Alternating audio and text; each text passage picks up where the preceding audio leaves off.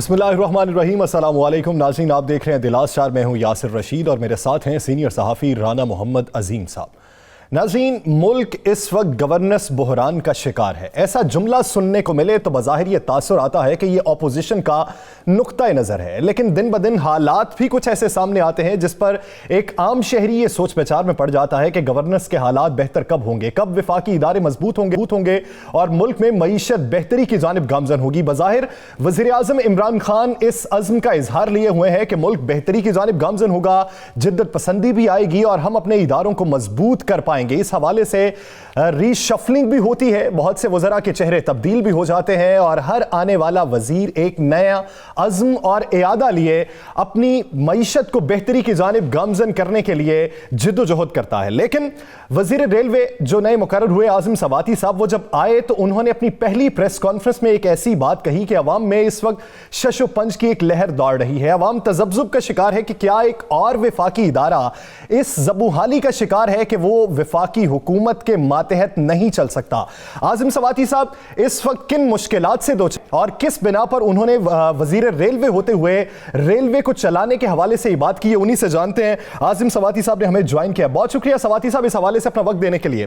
سواتی صاحب، اگر بات کی جائے پاکستان سٹیل ملز کی، اس کو جو آپ نے گولڈن ہینڈ شیک دیا آپ کی حکومت نے اور اس پہ بہت سی تنقید کا بھی سامنا رہا، اب شیخ رشید صاحب جب ریلوے میں تھے تو وہ اس عزم کا اظہار لیے ہوئے تھے کہ ML1 جو ہے وہ پاکستان کی بھی تاریخ بدل دے گا اور ریلوے کی ہسٹری میں بھی جدت پسندی آئے گی۔ لیکن آپ کو آنے کے بعد کس بات کا ادراک ہوا جس پہ آپ نے یہ کہا کہ پاکستان کے اندر رہتے ہوئے پاکستانی حکومت جو ہے وہ ریلوے کو چلا نہیں سکتی، اسے فروخت کرنا پڑے گا یا پھر نجی کمپنیز کو دینا پڑے گا؟ اس وقت کون سی مشکلات ہیں؟ دراصل میرا یہ خیال ہے کہ جن زیریں خیالات کا آپ نے اظہار کیا اور مجھ سے منسوب کیے گئے وہ سراسر غلط ہے۔ صحیح۔ جہاں سے یہ خبر اڑی ہے میں نے ان کو باقاعدہ طور پہ لیگل نوٹس جو ہے دے دیا ہے۔ بنیادی طور پر اگر آپ سیاق و سباق سے بات ہٹ کر کریں گے تو پھر آپ کے چاہنے والے، آپ کے دیکھنے والے جو ہے وہی تاثر لیں گے کہ جو آپ بتا رہے ہیں۔ میں نے اس ضمن میں یہ بات کی ہے کہ اگر نئی جدت کے ساتھ، نئی کمٹمنٹ کے ساتھ اگر ہم اس کو نہیں چلاتے تو اس کا حشر جو ہے وہ پاکستان سٹیل مل کی طرح ہوگا اور اس میں کوئی شک کی بات نہیں ہے۔ صحیح۔ دیکھیں، آپ اس وقت ٹوٹل ریونیو جو گھر کو چلانے کے لیے، ملک کو چلانے کے لیے کر رہے ہیں، جو میں بار بار کہہ رہا ہوں کہ FBR کرپشن کی آماج گاہ ہے۔ میں اس لیے کہتا ہوں کہ میرا اس ملک کے اندر کاروبار نہیں ہے، ورنہ ٹیکس پیئر سے پوچھے کتنی بڑی مشکلات سے وہ چل رہے ہیں۔ کل بھی میں نے اپنے کیبنٹ کے اس پیج کے اوپر یہ لکھا کہ یہ کرپٹ ادارہ ہے، ان ایفیشینٹ ہے اور مس مینیج کر رہا ہے۔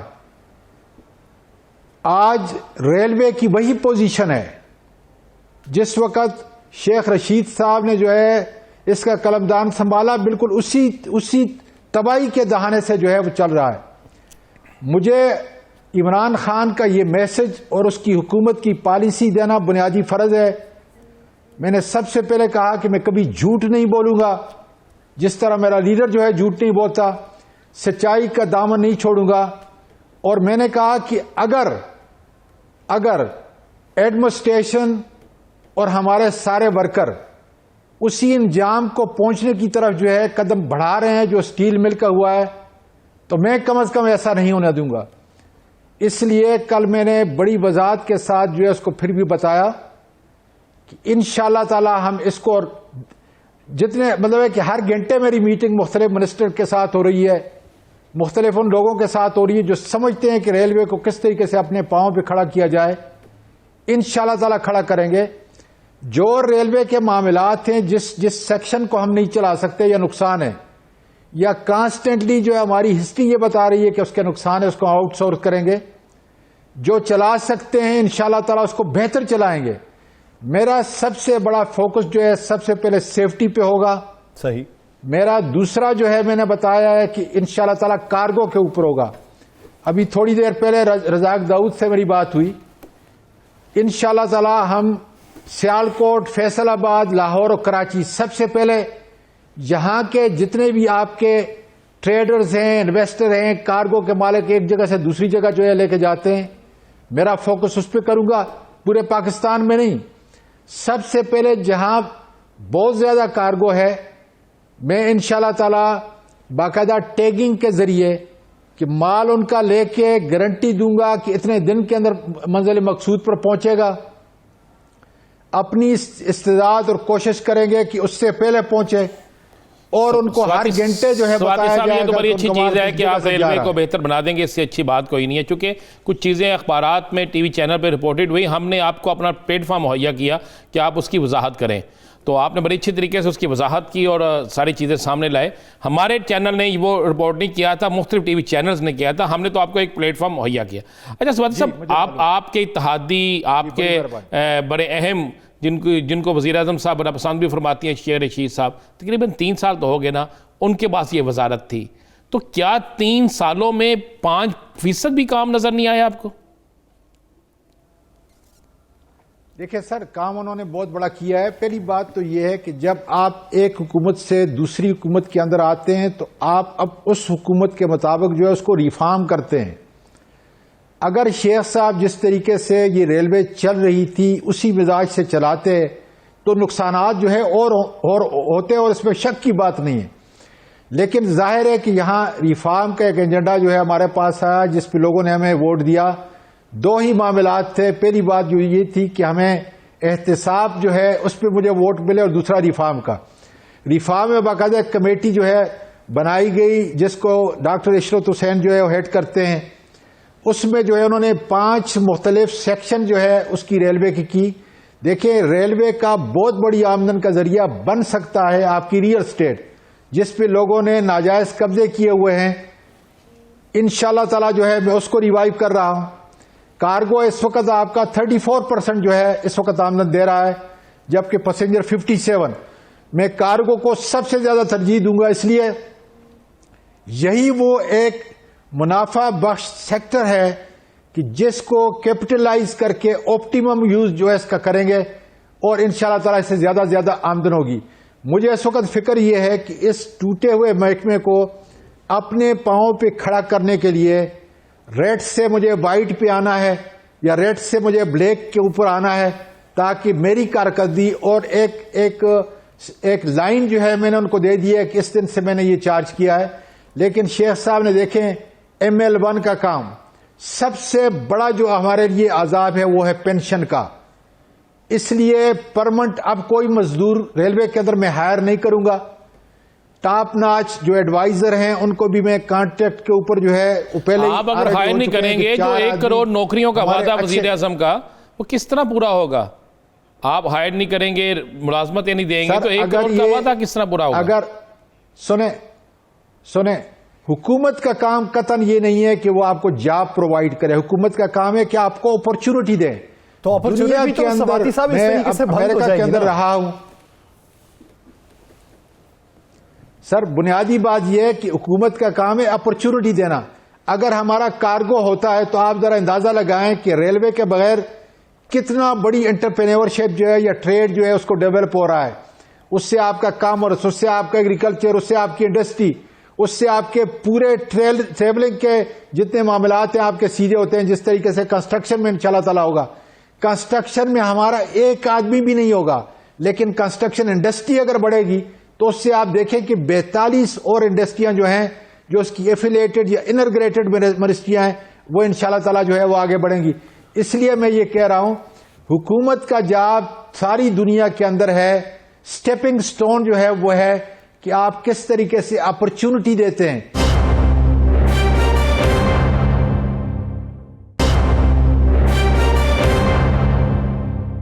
آپ یہ دیکھیں کہ پوری دنیا کے اندر پیسنجرز کتنے ہیں اور کتنی بڑی تعداد میں ہیں جو ریلوے کا سہارا لیتے ہیں. اب ہم ہمسایہ ملک کی بات کر لیں، ہمارے ٹریک تو ایک جیسے ہی ہیں آزادی کے وقت سے لے کے اب تک، تو ان کی جو ریلوے ہے ان کا زیادہ انحصار ریلوے پہ ہے دیگر ٹرانسپورٹ کی نسبت. لیکن ہماری ریلوے پیچھے کیوں چلی گئی؟ اس کی بنیادی وجہ کیا سمجھتے ہیں؟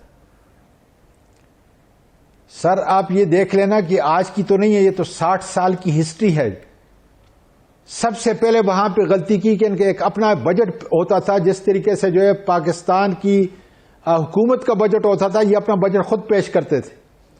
پھر جو ہے غلام اسحاق خان جس وقت آئے اس وقت جو ہے انہوں نے اس کو مرج کیا اور 2 سال جو ہے اس نے منافع دیا، اور اس کے بعد کانسٹنٹلی وجہ صرف ہے کہ جس طریقے سے ہم نے پی آئی اے کو تباہ کیا، او جی ڈی سی کو تباہ کیا، اسٹیل مل کو تباہ کیا، بالکل ریلوے جو ہے اس کو پولیٹیکل بنیادوں کے اوپر جو ہے چلایا ہے. اس کو جب تک آپ کمرشل انٹرپرائز کی حیثیت سے نہیں چلائیں گے، اس ملک کی جو ملکیت ہے اس کو اگر آپ کمرشل بیس کے اوپر نہیں چلائیں گے، جو میں یہ کہہ رہا ہوں کہ ہم اس سیکشن کو آؤٹ سورس کریں گے، ہم ان چیزوں کو آؤٹ سورس کریں گے. ریلوے کے متعلق تو آپ نے بڑا بہترین بتا دیا، کیمرہ ریلوے کے متعلق آپ نے بتا دیا. ہم امید کرتے ہیں کہ آپ ریلوے کو بہترین بنا دیں گے. ذرا سیاست کی طرف آتے ہیں.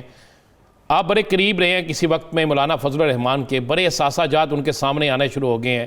ان کے اپنے قریبی لوگ حافظ حسین احمد شیروانی صاحب اور بہت سے لوگ جو بولنا شروع ہو گئے ہیں. کیا واقعی مولانا فضل الرحمان نے کرپشن کی تھی؟ سر جو بنیادی بات ہے کہ میں 9 سال رہا ہوں، میں تو اپنے متعلق جو ہے آپ کو بتا سکتا ہوں، اور ان سے یہ پوچھ لیں کہ کیا اعظم سباتی نے 9 سال کے اندر کوئی سرکاری چائے پی ہے. ان کے ساتھ جو ان کا معتدد بڑا آدمی ہے اکرم دورانی، اس کے خلاف میں گیا ہوں اور نیب کے اندر میں نے ثابت کیا ہے. جو یہ بتا رہا ہے، آپ کے ڈاکومنٹ ہے، لیگل ڈاکومنٹ، اگر مجھے بتاتے میں آپ کو ڈاکومنٹ جو ہے آپ کے اسکرین کے اوپر جو ہے بتاتا. 55 لاکھ اپنی ٹوٹل مالیت بتا رہا ہے. میں یہ گارنٹی سے کہتا ہوں کہ 55 لاکھ ان کا ایک ہفتے کا خرچہ ہے. 1996 یا 97 میں اس نے الیکشن کمیشن آف پاکستان کو اپنے اثاثے بتائے 55 لاکھ. 2017 تک وہ 55 لاکھ ہیں. تو سواتی صاحب، وہ جو آج فیصل وابڈا صاحب نے جو پریس کانفرنس کی ہے اور ان کا کہنا ہے کہ انہوں نے اپنے گھر 15 لاکھ اور 25 لاکھ کے شو کیے ہوئے ہیں، تو میں 3 کروڑ میں وہ خریدنے کو تیار ہوں. تو آپ کیا سمجھتے ہیں کہ اس کی اصل مالیت کتنی ہوگی؟ سر میں یہ کہہ رہا ہوں نا جی، میں نے یہ کہا ہے کہ چونکہ میں اکرم دورانی کے اس کی پراپرٹی کے اوپر جو ہے میں نے کام کیا ہے اور اپنے دستخط سے جو ہے ساری چیزیں نیب کے سامنے پیش کری. نیب آگے کیوں نہیں جا رہا یہ اس کا مجھے علم نہیں، لیکن میں یہ کہہ رہا ہوں کہ اس کے اثاثے 15 ارب سے زیادہ ہیں جو مولانا صاحب کا رائٹ ہینڈ ہے، جس کے متعلق میں نے بالکل ساری معلومات لی اپنے دستخط سے. سواتی صاحب، آپ نے ان کے ثبوت دے دیے. مولانا صاحب پہ اب رائٹ لیفٹ جو لوگ ہیں، ان کے جو مڈل مین ہے یا فرنٹ مین ہے، جو بھی آپ کہہ لیں، ان کے متعلق بھی نیب تفتیش کر رہے ہیں. تو مولانا صاحب کے متعلق آپ کیا کہیں گے؟ دیکھیں، سیاست میں آپ بہت قریب رہے ہیں، آپ کیا سمجھتے ہیں مولانا صاحب واقعی کرپشن کرواتے رہے ہیں، کرتے رہے ہیں، یا ان پہ الزام ہے؟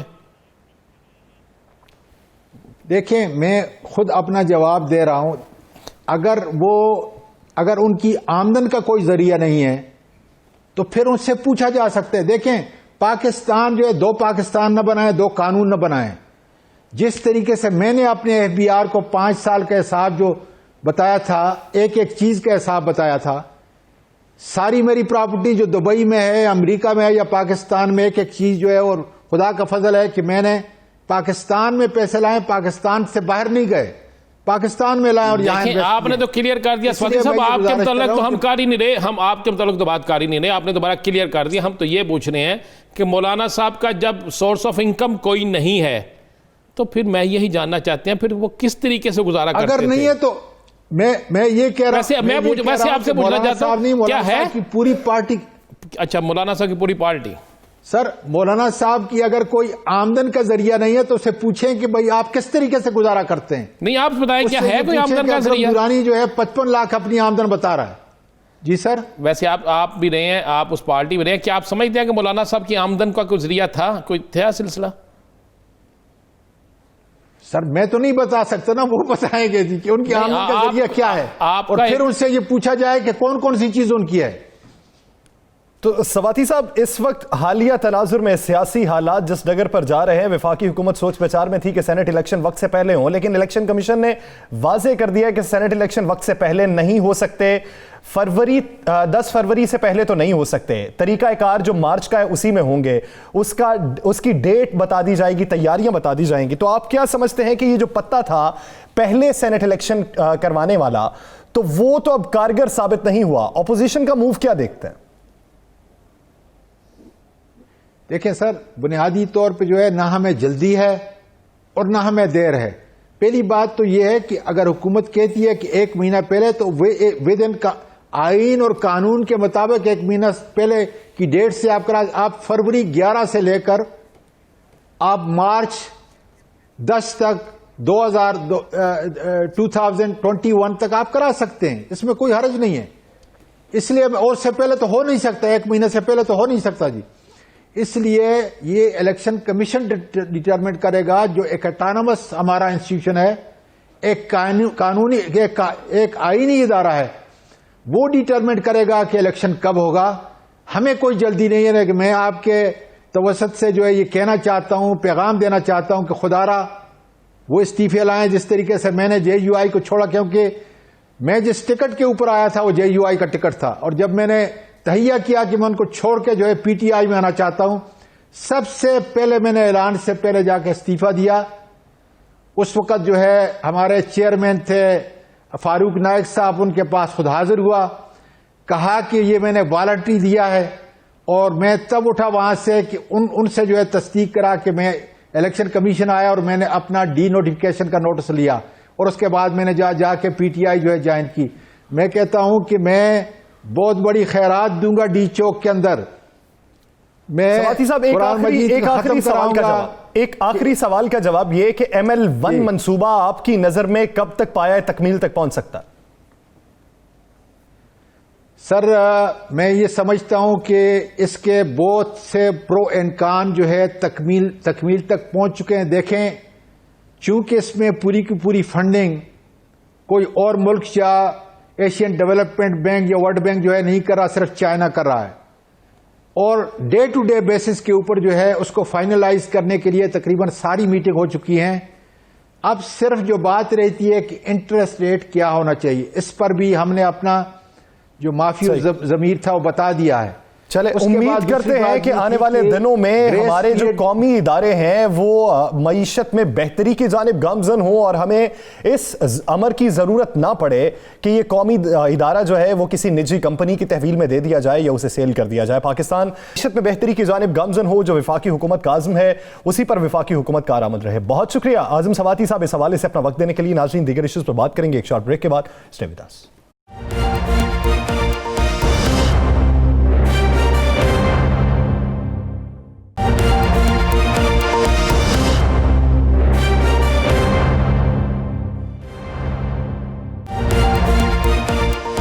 Welcome back. ناظرین، بھارت پاکستان کے خلاف مستقبل میں کوئی بھی لاہ عمل اور شدت پسندی کا طریقہ کار اپنا سکتا ہے، جس کی بار بار وضاحت ہر پلیٹ فارم پر ہر حکومتی نمائندے اور بشمول وزیر اعظم عمران خان کی جانب سے کی جا رہی ہے کہ فالس فلیگ آپریشن کر سکتا ہے، شرپسندی کر سکتا ہے، اور اس کے علاوہ وہ خطے میں بدامنی بھی پھیلا سکتا ہے.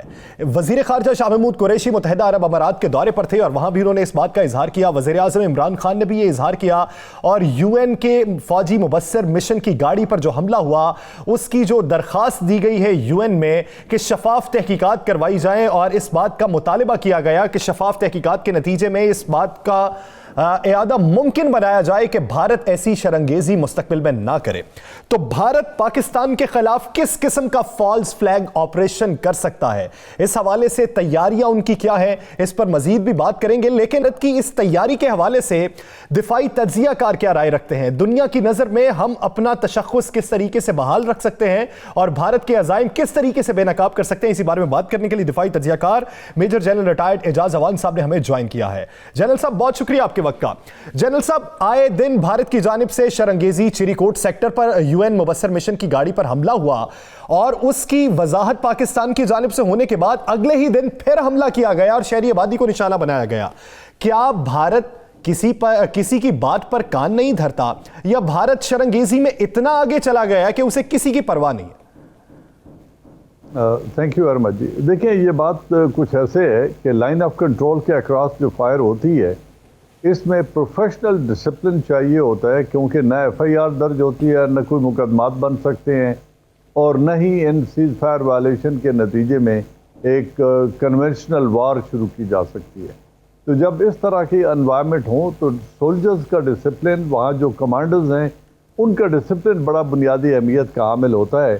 اگر ٹریگر ہیپی نوجوانوں کو یا انہیں کھلی چھوٹ دے دی جائے تو اس طرح کے واقعات جس طرح بھی ہم دیکھ رہے ہیں کہ اس سال میں بھی تقریباً 3000 سے زیادہ سیز فائر وائلیشن کے واقعات ہو چکے ہیں، تو یہ ہوتے رہیں گے، ادھر سے وہ کریں گے، ادھر سے ہم اس کا جواب دیتے رہیں گے، اور انفارچونیٹلی نہتے شہریوں کی جانیں ضائع ہوتی رہیں گی۔ تو یہ ایک غیر ذمہ دارانہ رویہ ہے، تھریٹ سے زیادہ یہ غیر ذمہ دارانہ نان پروفیشنل رویہ ہے، جس کو جو بھی طریقہ اختیار کیا جائے اس کو رکوانا چاہیے، اور روکنے کے لیے بیسٹ میتھڈ ہوتا ہے کہ D G M Os level پہ اور پاکستان اور ہندوستان کے لیول پہ بات چیت ہونی چاہیے تاکہ سیز فائر وائلیشن کو روکا جائے۔ ایک طریقہ تو یہ ہے۔ دوسرا یہ ہے کہ پھر انہیں ایسا بھرپور جواب دیا جائے، جو دیا بھی جاتا ہے، کہ ان کی بھی اتنی کیجولٹیز ہوں اور وہ بھی پھر اس سے باز آ جائیں۔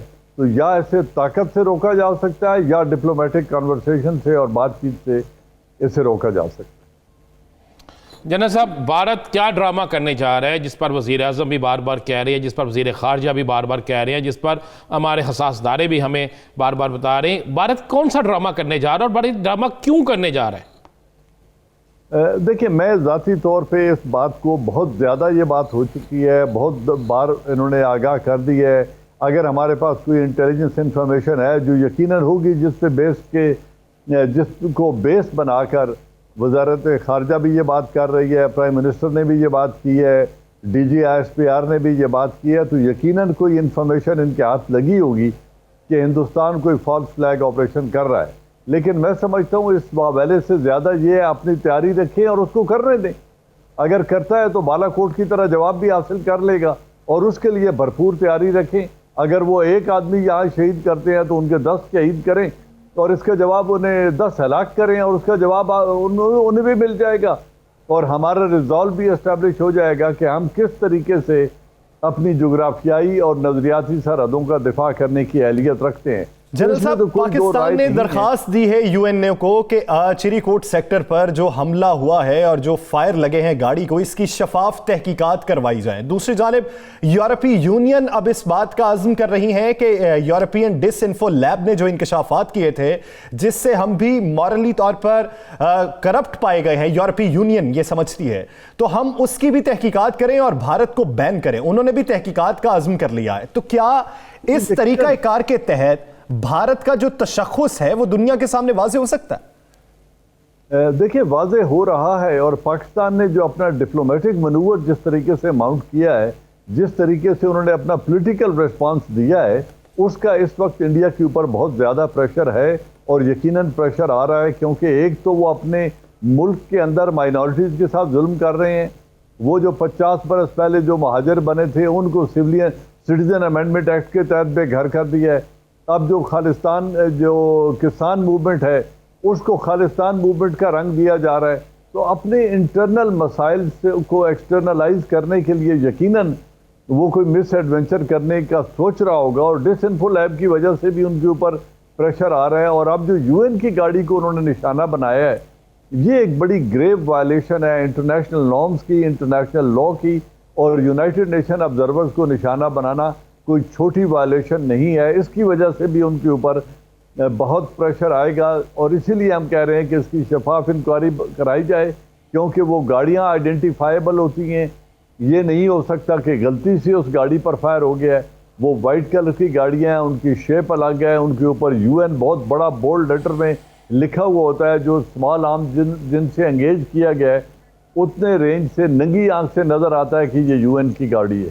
تو یہ جب تمام کچھ ہو رہا ہے تو ایک طرف تو ایک پاگل پن ہے، ایک ہجانی کیفیت ہے انڈین سولجرز کی جو وہ اختیار کیے ہوئے ہیں، اور دوسری طرف ایز اے ریاست ایک غیر ذمہ دارانہ رویہ ہے۔ تو یہ تمام تر ڈپلومیٹک پریشر تو انڈیا کے اوپر آ رہا ہے، انٹرنل حالات کی وجہ سے بھی، اور جو ڈس انفو لیب میں جن این جی اوز کو بدنام کیا گیا اور جن کے نام یوز کیے گئے، اس وجہ سے بھی یہ سائبر کرائمز کے زمرے میں آتا ہے، اور ہندوستان کے اوپر بہت زیادہ پریشر ہے۔ میرے خیال میں یہی وجہ ہے کہ کہا جا رہا ہے کہ وہ اس پریشر کو وارڈ آف کرنے کے لیے اپنے ملک کے اندر، کشمیر کے اندر کوئی دھماکہ کرا کے، اپنے سولجرز کو مار کے، اپنی کسی ملٹری انسٹالیشن کو نشانہ بنا کے وہ الزام لگائیں گے پاکستان پر، جسے فالس فلیگ آپریشن کہتے ہیں، اور وہ الزام لگا کر پھر وہ پاکستان کے خلاف کسی مس ایڈوینچر کی کوشش کریں گے. میں پہلے سوال کے جواب میں یہی کہہ رہا تھا کہ انہیں یہ کرنے دیں اور جب کریں گے تو اس کا جواب بھی پا لیں گے. جنرل صاحب مجھے یہ بتائیے گا، ہم نے پہلے انہوں نے ہمارے ساتھ کیا بالا کوٹ والا واقعہ، اس کا بھرپور جواب ملا اور ان کے اندر خوف کی ایک فضا بھی ہے. کیا ان کے پاس ایسی کون سی چیز آ گئی؟ لداخ میں ایک طرف چائنا سے مار کھا رہے ہیں، بھارت کے اندر ایک بڑی بغاوت کھڑی ہے، اب اس کے باوجود مودی پاگل ہو گیا ہے یا اس کو کسی کی آشیرواد حاصل ہے؟ کیوں ایسا کر رہے ہیں؟ دیکھیں آشیرواد حاصل ہو بھی تو وہ اتنا بڑا مس ایڈوینچر کرنے کا متحمل نہیں ہو سکتا. یہ ایک بوکھلاہٹ ہے مودی گورنمنٹ کی کہ پہلے انہیں ڈوکلام میں ذلت اٹھانی پڑی چائنا کے ہاتھوں، پھر انہیں نیپال جیسے ملک نے چیک کیا جو لیپو لیک اور اس سے آگے وہ کالا پانی کی طرف برج کنسٹرکشن کر رہے تھے، پھر بنگلہ دیش میں چائنا کی رسائی ہو گئی اور وہ وہاں پہ پورٹ ڈیولپمنٹ کا کام بنگلہ دیش کر رہا ہے، چائنا کر رہا ہے. تو یہ جب ریجن میں ارریلیونس بڑھتی جا رہی ہے اور خود ملک کے اندر انہوں نے ایسے حالات پیدا کر دیے ہیں کہ نہ وہاں کرسچین محفوظ ہیں، نہ دلت محفوظ ہیں، نہ مسلمان محفوظ ہیں، نہ مہاجر آبادیاں محفوظ ہیں، ادھر صرف ایک ہندو پریڈومیننس کا بھوت ہے جو ان پر سوار ہے.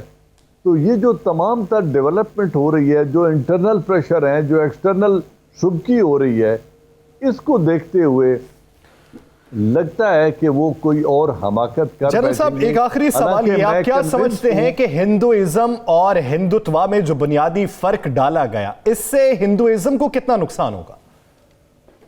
دیکھیں ہندوازم ایک ایکسٹریمسٹ ریلیجن کے طور پہ، حالانکہ پہلے ان کو ایک پرامن مذہب سمجھا جاتا تھا، لیکن اب ان کا جو رویہ ہے، جس طریقے سے مائنورٹیز کو وہ ٹریٹ کر رہے ہیں، ایک ایکسٹریمسٹ ہندو رجیم کے طور پر اور ایکسٹریمسٹ ہندو سوسائٹی کے طور پہ ہندوستان دنیا کے سامنے پیش ہو رہا ہے. اور اب دنیا دیکھ رہی ہے، جس کی وجہ سے ابھی انٹرنیشنل ریٹنگ میں وہ 17 درجے تنزلی ہوئی ہے ان کی مائنورٹیز کے ساتھ، اور مذہبی آزادی کے اعتبار سے ہندوستان کو 17 سٹیپس نیچے لایا گیا ہے. سیکولرزم کا آپ پرچار کریں اور دنیا بھر میں یہ دعویٰ کریں کہ ہم سب سے بڑے جمہوری ملک ہیں اور سیکولرزم کے دیس ہیں، لیکن اپنی اقلیتوں کے ساتھ آپ کے جو سلوک روا آپ نے رکھے اس کا جو بھانڈا پھوٹا تو دنیا نے بھی آپ کو ریٹنگ میں نیچے گرایا. اب دنیا میں بھارت کے حوالے سے جو موقف ہے وہ رفتہ رفتہ تبدیل ہو رہا ہے. بہت شکریہ میجر جنرل ریٹائرڈ اعجاز اعوان صاحب اس حوالے سے اپنا وقت دینے کے لیے.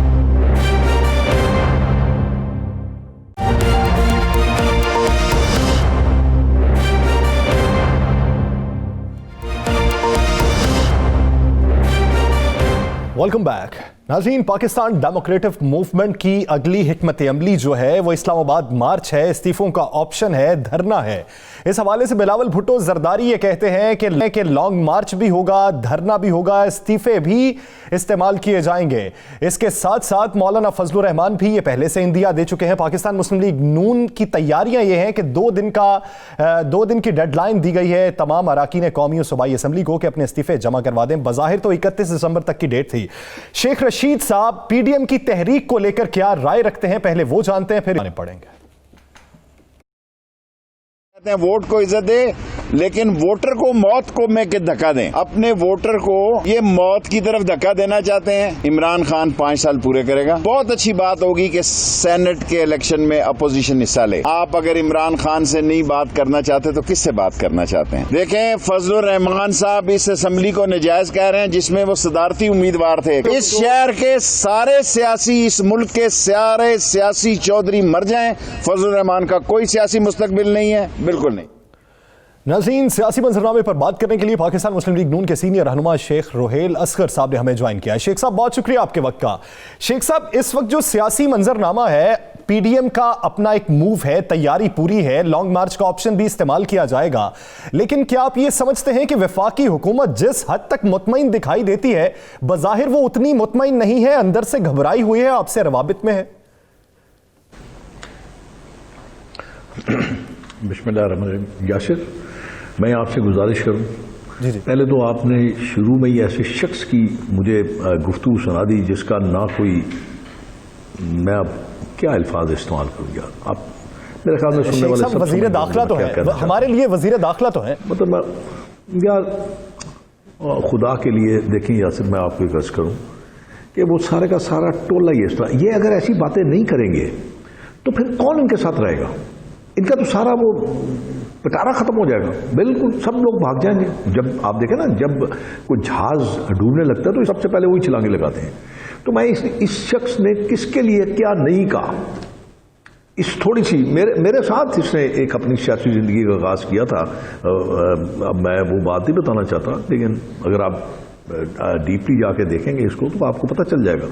1985 میں بھی یہاں سے ہو کے گیا تھا، میں نے اللہ کے فضل سے، اور یہ بھی اس وقت اس نے سٹارٹ کیا تھا، اور اس کے بعد کیا کیا گفتگو میاں صاحب کے لیے کرتا رہا ہے، کیا کیا گفتگو یہ ضیاء الحق کے لیے کرتا رہا ہے، کیا کیا گفتگو یہ پرویز مشرف کے لیے کرتا رہا ہے، کیا کیا گفتگو یہ چودھری شجاعت صاحب کے لیے کرتا رہا ہے، کیا گفتگو یہ اب ایران کے لیے کر رہا ہے۔ تو مجھے آپ کسی ایسے شخص کی بات سنا دیجئے جو واقعی حقیقتاً پی ٹی آئی کا ورکر ہو، تو میں اس کا جواب بھی دے دوں گا۔ عمران خان صاحب تو یہ کہتے ہیں کہ لکھ کے این آر او مانگا آپ نے۔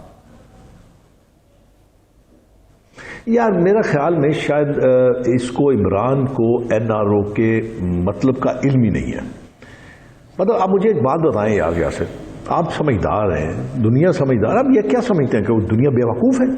یار ایک شخص کا کیس چل رہا ہے ہائی کورٹ میں، ایک شخص کا کیس چل رہا ہے نیب کی عدالت میں، ایک شخص کا کیس چل رہا ہے سپریم کورٹ میں، یہ کیسے این آر او دے سکتا ہے؟ میں اکثر بیشتر کہتا ہوں کہ ان لوگوں نے اداروں کی جتنی تذلیل کی ہے شاید اس سے پہلے کبھی کسی نے اتنی تذلیل نہیں کی۔ حق مانگا ہوگا، سب نے مانگا ہوگا، جیسے لیاقت علی خان نے مانگا تو اس کو مار دیا گیا، بےنظیر بولی تو اس کو مار دیا گیا، ذوالفقار علی بھٹو بولا اس کو مار دیا گیا، میاں نواز شریف نے بات کی تو اس کو جلا وطنی کاٹنی پڑی، اب بھی کاٹ رہے ہیں۔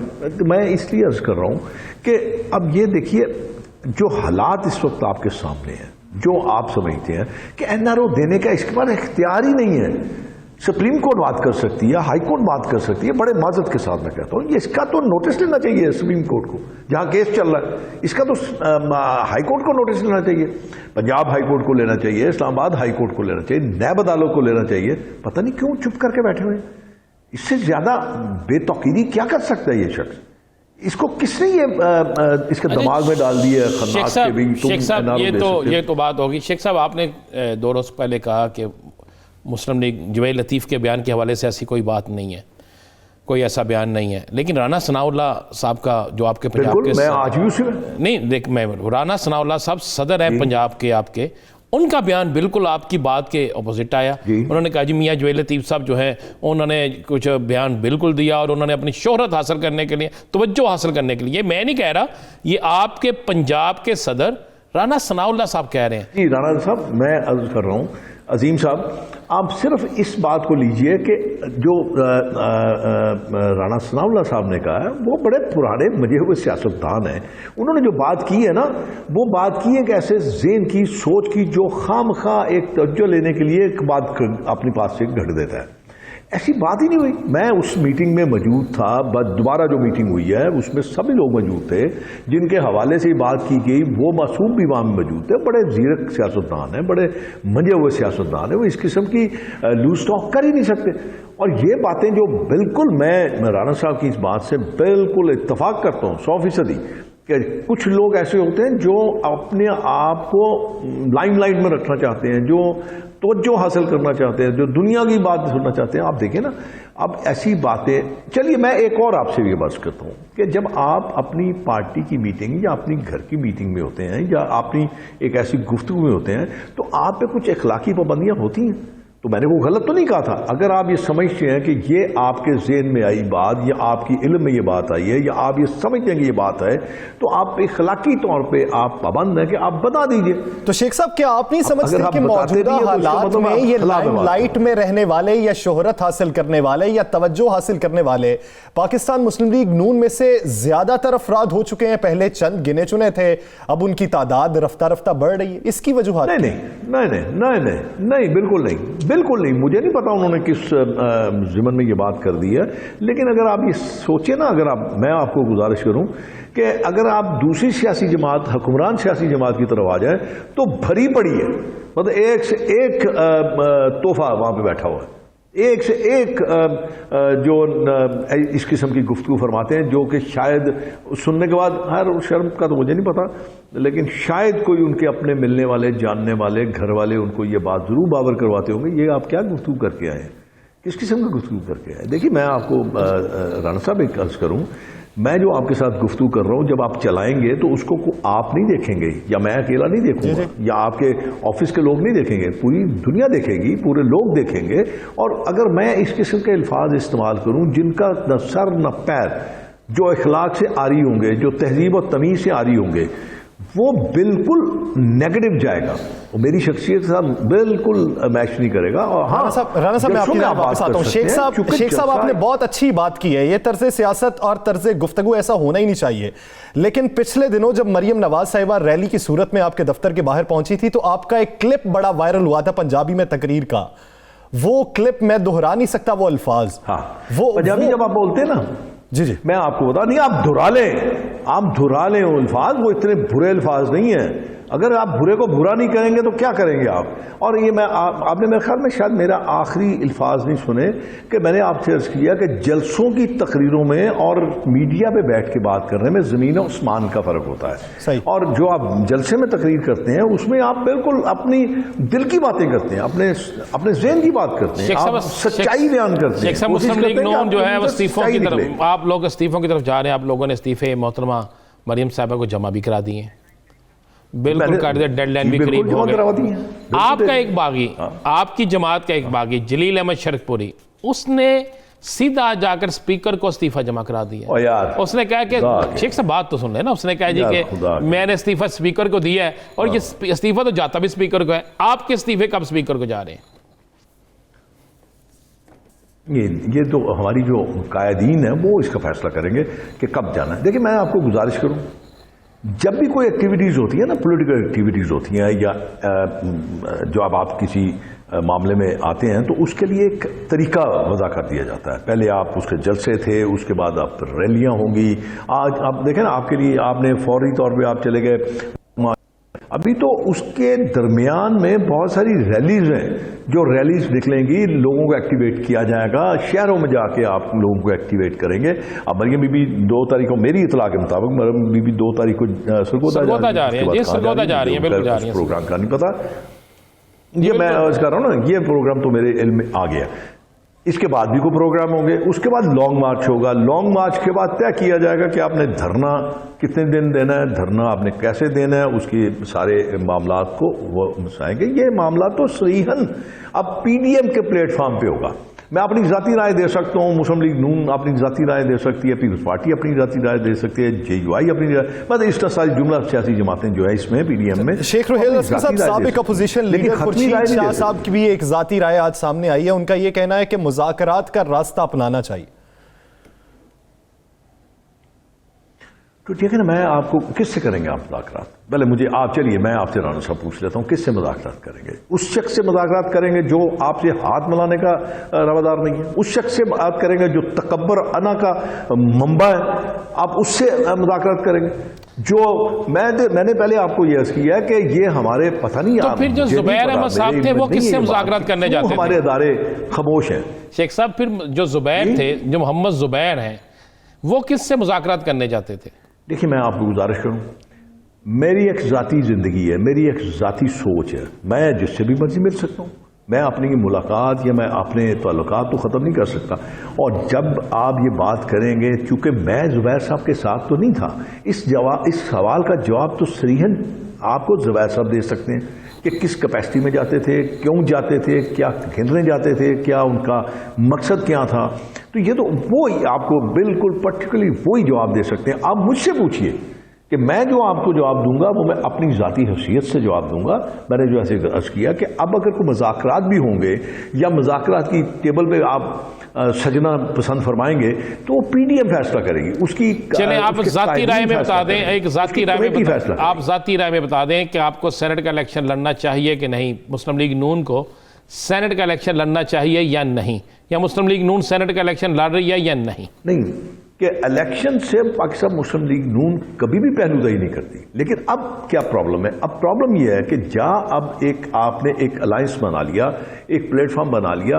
اب وہ پلیٹ فارم یہ بات طے کرے گا کہ آیا انہوں نے الیکشنز سینٹ کے لڑنے ہیں یا نہیں لڑنے, ان سینٹس کا الیکشن بائیکاٹ کرنا ہے, آپ کی ذاتی رائے کیا ہے؟ اب جو معاملات ہیں وہ پی ڈی ایم کے پلیٹ فارم پہ ہیں.